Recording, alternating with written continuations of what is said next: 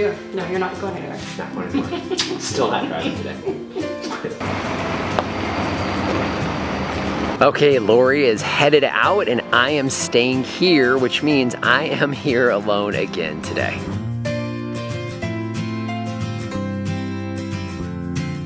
All right, so it is very early. Sun is not up yet. You can see that here. So what I have today, I took another day off today. It is going to be perfect weather this weekend for planting, and that is exactly what Lori and I are going to do. So I'm going to get a head start on the weekend today, get the chores done. I'm going to start with chicken chores, get watering done, all that kind of great stuff this morning. Take you guys along with me.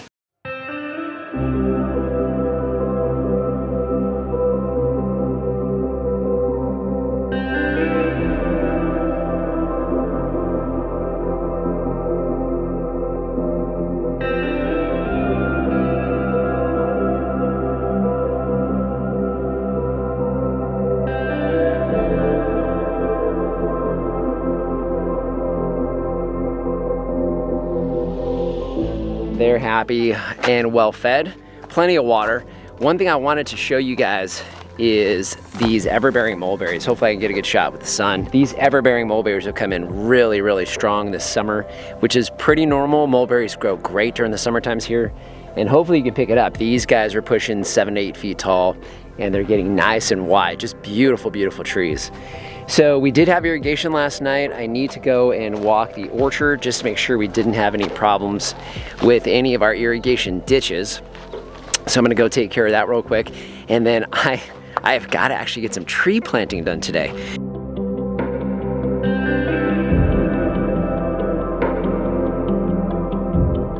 I'm gonna go over to the eastern orchard and double check that, also the mulberries. One thing that we did this week is we spent each evening working on the garden beds. So I'm not gonna show you those. You guys are actually gonna see that tomorrow, if you guys are watching the videos tomorrow on Saturday.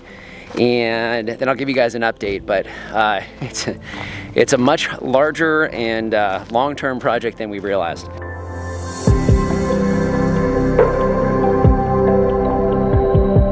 For tree planting, we are gonna need a couple things. I've got the Rubbermaid cart out here, got one of my sharpshooter shovels in there, and what we're gonna be planting today is actually gonna be that Nagami Kumquat that I picked up from Richard's Garden Center last week. And I think I'm gonna plant the Goji berry. We've got a Goji. It was actually, a little trivia, the very first tree, actually it was the very first plant that we bought for the old farm was actually a clearance Goji from Lowe's that Lori picked up. So that was what? Goodness, 6 years ago. And we took a pup that was growing out of the ground, threw it in a pot last year. And man, those Gojis are like little honey badgers. So I'm gonna get that, I think, up next to the run for the chickens in along with those kumquats. So my plan is to get those two in the ground with you guys today. Now, what I'm gonna do, because this is a little bit different as far as planting, I think I'm gonna go ahead and amend with some vitamin B1 and also with a little bit of fertilizer. So I'm gonna bring those with gloves, that kind of stuff. So I'm over here at the Kumquat Hedge, give you guys a shot of this. Hopefully you can see it well. Camera's a little tough this morning with the sun, but you can see it just got amazing growth on some of these. Hopefully you can pick it up on camera, but a lot of fall flush going on with all of these varieties. So here's the Centennial. You can see just this strong, strong growth. One of the things that we had happen earlier this year was this one, which is not so strong growth. So this one was the Nagami Kumquat, and you can see it's completely dead. Now, as far as what killed this, I'm pretty confident it was actually transplant shock, and then we had some issues with the irrigation. So 99% sure was actually nothing wrong with the tree, shy of the fact that it was just used to its home and never had the roots grow out into the irrigation ring. So what I'm going to do is I'm going to get the new Nagami Kumquat in here, but one of the things that we're finding here is we have rabbits that are eating citrus as well. So I'm going to make sure I protect it, so I will be putting a temporary cage around this as well as the Goji. my thought was to basically obviously replace the Nagami here. But down here where we're getting irrigation from the pasture and some spillover irrigation from the kumquats, I'm gonna go ahead and get the Goji here up against what you can see is our chicken run. So first thing I need to do is I need to get this stump out of the ground and make sure that there's nothing funny going on down there.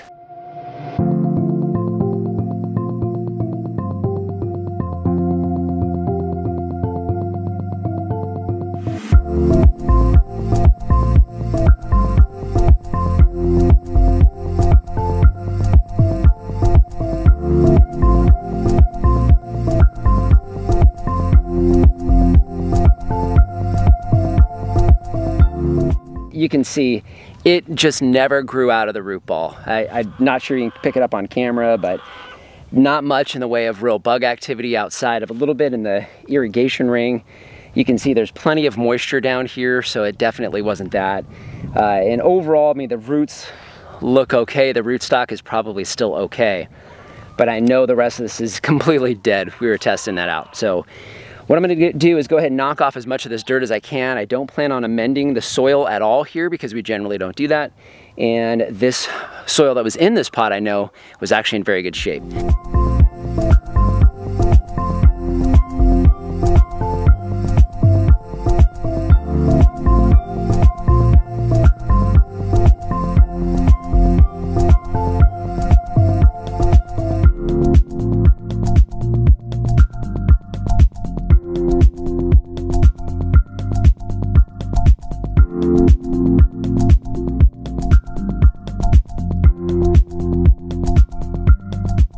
I have this planted now. I'm going to try to zoom in a little bit closer to try to get this on camera. But one of the challenges when you have this type of tree in a pot, really any tree in a pot, is trying to determine where the root flare is. And this one was definitely planted way, way too deep. So unfortunately, it actually already started growing a significant root up higher than that root flare, and I had a hard time actually finding the root flare. So what I'm doing is I'm planting it pretty high. This water right now, if you look here, is probably a good, 3 to 4 inches deep. It'll take a few minutes here for it to soak in. Then I'll test irrigation. But if you can pick this up, I'll see if you can see this.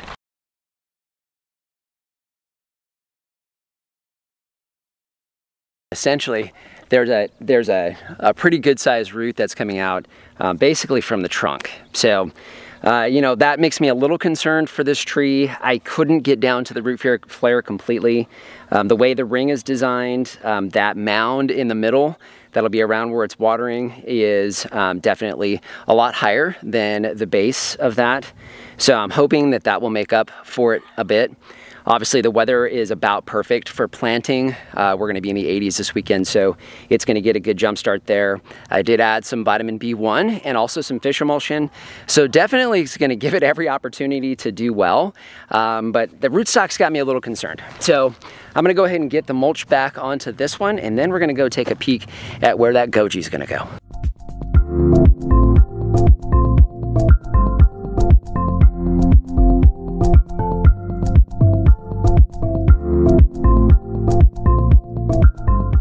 One other quick thing I wanted to show you guys was the root ball on this old tree. You can see the roots themselves never really came out of the pot that it was in. So there you go, it's a good shot. So that's exactly what I thought. Something with that transplant just put it into shock. The roots themselves never took off. They just stayed in that same form as the pot, and that was its downfall. So one other thing I wanted to point out on the new tree, so the graft point. I do have the graft point right here. Again, hopefully you can pick it up on camera, but the graft point is right here, and that is facing north. Now, I guess, you know, there's some argument as far as whether or not that makes a difference, but I'd rather be safe than sorry and go ahead and point that north so it's not getting direct sunlight on it, especially while the tree doesn't have a lot of foliage to block that out. Either way, you know what, I think before I jump on that goji, I better go grab something to eat.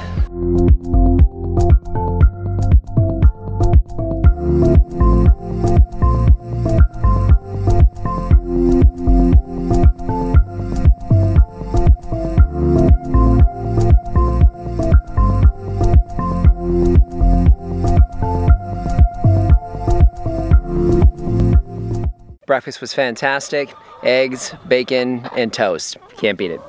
So now I have the Goji. You'll see it behind me here. Again, that's a pup off the very first plant that we bought for the old farm, so this dates all the way back. Now, we weren't actually going to plant this. We thought about just tossing it or giving it away. Couldn't pull ourselves to do it. So what we're gonna do is we're gonna put it over here in this corner. Now, the thing with these, they do fantastic here. They put on a good amount of fruit. The problem is the birds get all the fruit, and the way this thing grows, it's just kind of wild. So we don't even get a really good harvest. But again, it's just our very first tree. We didn't want to get rid of it. So we don't have an official spot for it. I don't have irrigation run to this. The thought is I'll be watering the pasture so I can spray it a few times if need be. It's nice, deep wood chip mulch here, and it will get some overlap with the irrigation here on the Centennial Kumquat. So I'm gonna go ahead and pull the wood chips back, make sure I can find some moist ground, and go ahead and get this guy transplanted.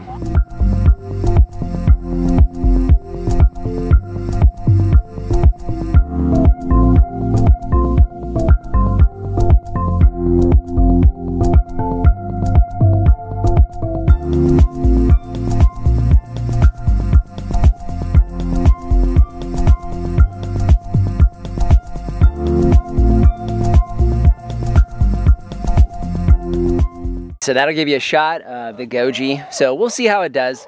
We're not gonna do a whole lot with it, so it'll be a good test to see if neglect works with these guys. And the chickens are really interested in what's going on here. I'm sure they would love some greens. In fact, you know what? I think I should probably go ahead and give them some. I'm over here at the blackberry bed, more specifically the sweet potato bed, and I know the chickens would love these because we do. But one of the things that Lori and I are concentrating on right now is buying trees and bushes and plants. So we have blackberries that we ordered from Rain Tree Nursery. They haven't shipped yet, so I'm hoping they do this week, fingers crossed. And that means eventually, in a short period of time, this bed needs to be ready for blackberries. So I'm gonna go ahead and start thinning out the sweet potatoes, not completely, but start thinning these out. And of course, gotta take care of those chickens.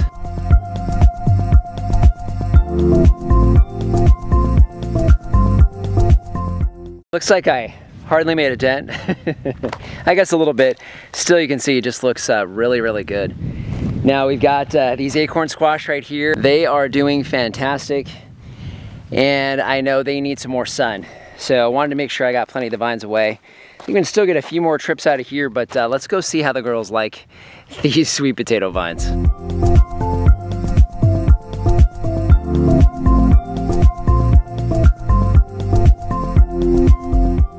So they're a little bit tentative, but they're starting to peck and scratch at it. So I'm sure these will be mainly gone here within the hour. All right, I'm gonna go take this back over. So I had mentioned we had purchased some berries. So we got a couple other blackberry varieties. So we got those coming in shortly. We also purchased something that I knew we were gonna do, but I was always second guessing, and that was a couple of actual tropicals. So we're gonna be planting those this weekend. The other variety that I went to Richard's Garden Center for, we're gonna be planting those. So we're gonna be going over that here this weekend. All right, so I kinda need to get ready for tomorrow is kind of my goal right now. I've got a little bit of tractor work I need to get done, and I also need to fill the water that the vultures like to be on back here on the west side of the property.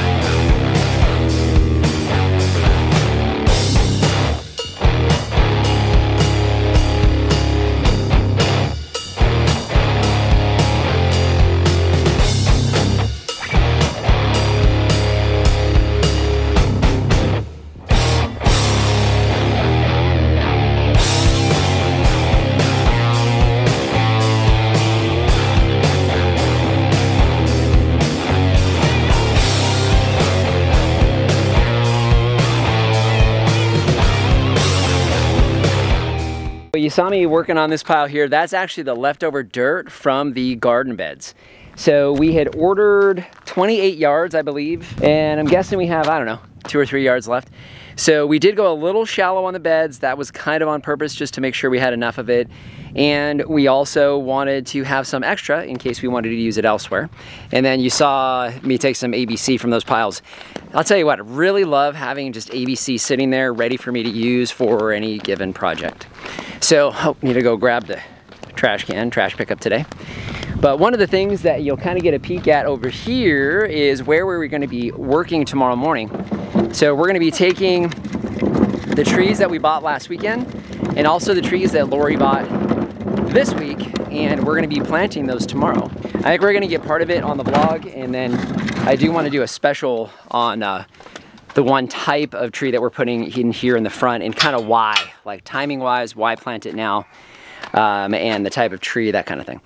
But one of the things that we have here is, if you can see it, hopefully you can make it out, I've got wood chip piles here on the ground. So where we're going to be planting tomorrow is going to be in those piles. I'm going to water them right now just to try to keep moisture in the soil and make it a little bit easier for us to dig. And then we will be working here, if you can see that, along this part of the driveway leading up to the house.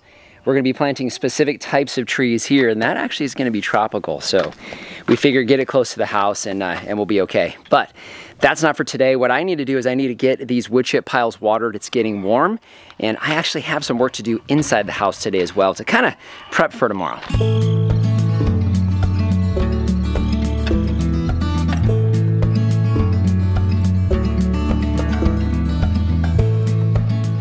I think those are about as ready as they are going to be. Maybe give another shot of water tonight when we go to do our evening watering. So, okay, I need to head inside because we have got chicks on the way, and that means whole chickens, and we've kind of gotten off track with what we normally do during the week when it comes to whole chickens and also to making stock. So I actually need to go make some stock. One other thing I wanted to mention while I'm here. So this is our brooder. So we're going to be utilizing this here shortly, but you'll notice that we have a leghorn in here. Hopefully you can see her. That chicken is in timeout. So we kind of knew this was happening anyway, and then when we mixed the two sets of chickens, it was real apparent that she was the culprit. So she was chasing a couple of the Delawares, attacking them badly, so much so that they were bleeding at the top of their heads, and then we caught her afterwards trying to pull them, literally pulling them out of the nesting boxes as they were trying to lay. And we had seen one of the leghorns doing that before, and clearly it was this one here. Not only that, but she's been in there for about a week and a half, and she has only laid 3 eggs.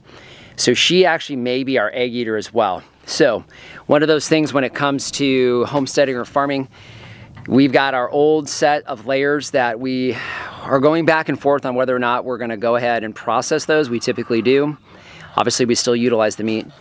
So whether we're gonna process her a little bit early ahead of the rest or not, and I think we're leaning that way. In fact, we're leaning real hard that way because we can't have her back in the general population, so to speak, and I can't have her terrorizing the rest of the birds that way. Literally pulling them out of nesting boxes is completely unacceptable, and obviously a chicken like this, nobody's gonna want. You can't put her in with anybody else. She can only be by herself. And I think she eats her eggs, so it's just, you know, kind of worst case scenario as far as chickens are concerned. And that's one thing when it comes to farming and homesteading. You know, the reality of things when it comes to livestock is there's decisions, hard decisions that have to be made, and I think we've pretty much come to that hard decision on this one here. I'm gonna make our stock. So this one is super easy. We had a whole chicken, so inside here is a whole chicken carcass plus all of the kind of juices and things like that that are left over from baking the chicken. We add anywhere from 8 to 12 cups of water, some organic celery. I do have an organic carrot. We'll kind of mash this as it starts to go. What amounts to 3 to 4 normal garlic cloves. A bay leaf. This is actually from our bay leaf tree on the old farm. We still have some of those left over. I have some whole peppercorn. I have some onion flakes, and I have about half a tablespoon of salt. Then I am going to put the lid on here. Usually what we do is we cook this anywhere from 1.5 hours to 2 hours. Obviously, if you wanted to do bone broth to break those bones down, you'd have to go for several more, 12 to 24 hours, but I'm not gonna do that. We're just gonna make stock. because we have a mixture of this plus another ingredient that we really like to take for its antioxidant abilities, heart health, and joint health. But we've been out of the habit of making stock. So I'm gonna go ahead and make this. I'll probably add about 4 more cups of water so I can get about 3 quarts of stock out of here, and that'll be enough to get us through probably this week, maybe into next. I'm gonna try to get this up today. I'm hoping. Today is Friday, what is it, October 9th, I believe. So 80s this weekend for us here in Whitman. I believe it's gonna be 90s in the weekend for those of you guys who are in Phoenix. And it is definitely time to plant. Nice, cool evenings. So it is time to plant the garden beds. We're gonna be doing that this weekend. We got a lot of fruit trees we're gonna get in the ground this weekend. We've got fruit trees we need to pick up from Reed. We're taking a long weekend again next weekend, because again, it's planting season. So you gotta get out there, get some trees, get some gardens going, get some veggies in the ground. So just wanna thank you guys for joining me today. Just me today. So I hope you guys enjoy these vlogs. I enjoy making them. Lori and I are gonna have a lot of content for you guys this weekend that we'll be filming. Really looking forward to bringing that to you guys. You know, as always, any questions or comments, leave them in the comment section down below. Instagram and Facebook, you guys know that. Amazon shop, that's a free painless way to help support the channel. Links down below. Until next time, remember, if I can farm on the edge of nowhere, so can you.